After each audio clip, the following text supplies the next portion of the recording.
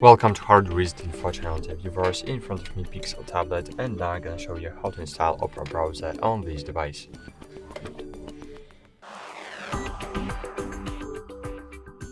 To do it, first you need to open the Play Store. Then find here in the Play Store Opera browser. So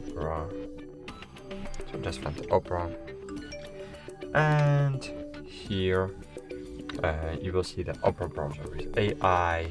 Here you will see the Opera GX.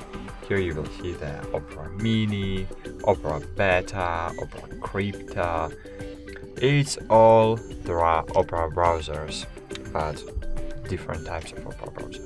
But now I'm gonna show you how to install the classic Opera browser. Classic Opera browser. So find it in the Play Store and click download.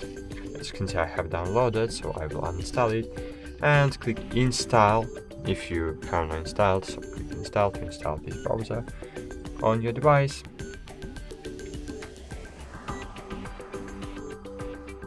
And cool, now we can open the Opera browser. Click hello. And now we can use Opera on our Pixel tablet. Thanks for watching, like this video, subscribe to our channel, and bye. See you.